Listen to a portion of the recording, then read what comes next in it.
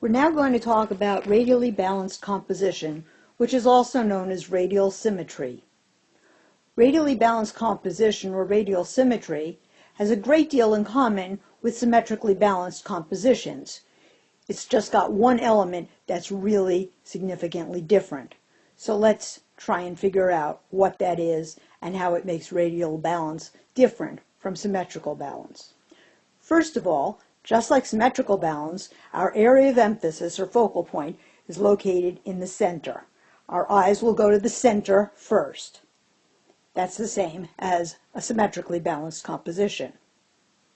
Something that's symmetrical would be the same on both sides of a center vertical. And this is also, as you can see, the same on both sides of a center vertical. However, unlike symmetrical composition, it's also the same if we are to divide this horizontally. You'll notice that up here does look the same as down here and down here. So all four corners are the same. That means that we have multiple lines of symmetry, and that's what makes this different from symmetrically balanced composition that would have only a single line of symmetry.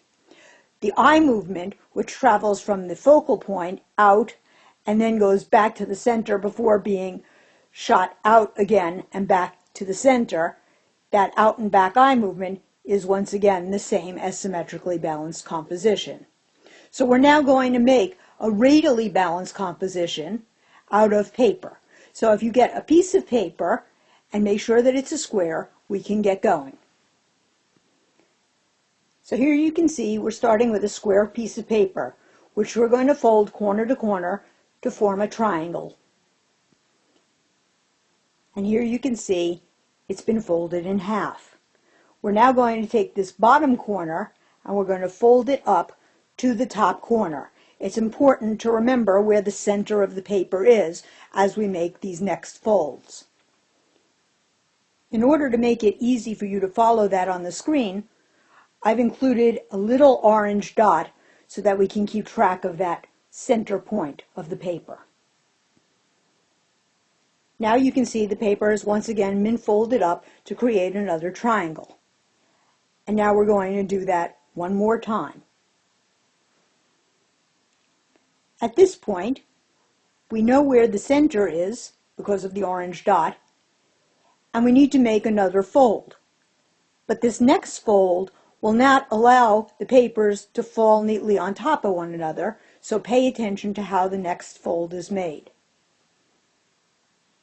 Now that that side has been folded up, you can see that it doesn't fit neatly over this area. That's just fine.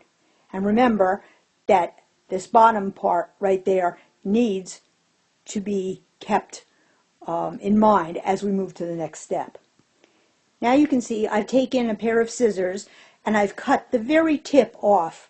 You don't have to do this, but I've chosen to do that in order to make it easier for you to spot where the center of the paper is. I'm now continuing on and cutting some interesting shapes, negative space shapes, if you will, out of the paper.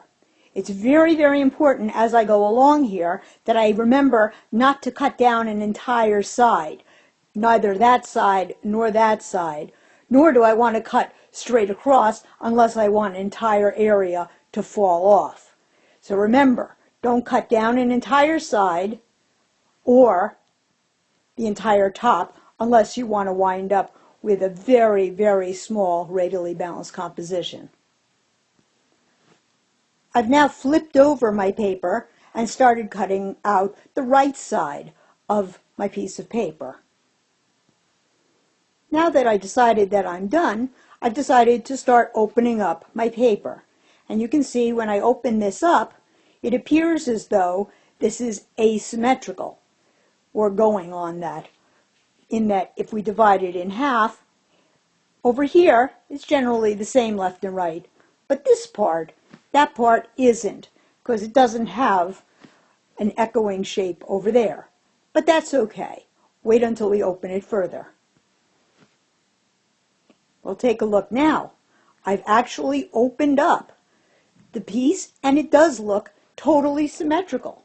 When I divide it in half, it's the same left and right. But it's not radial because it's not the same up here as down there, nor up here as down there.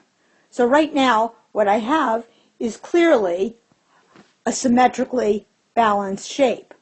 How does it become radial?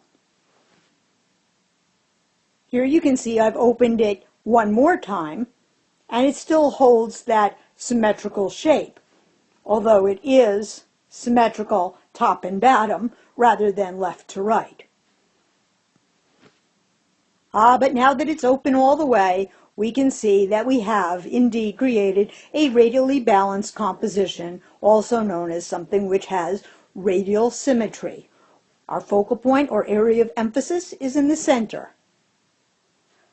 Our eye movement goes out and then goes back before it heads out and then back again. And if we divide it in half, it's the same left and right as it is top to bottom. There's no difference to speak of between the four corners. What you're looking at is a radially balanced composition, also known as radial symmetry. Go ahead and make your own now. Get a square piece of paper, start folding, and I'll be right here to help you if you need help. Good luck!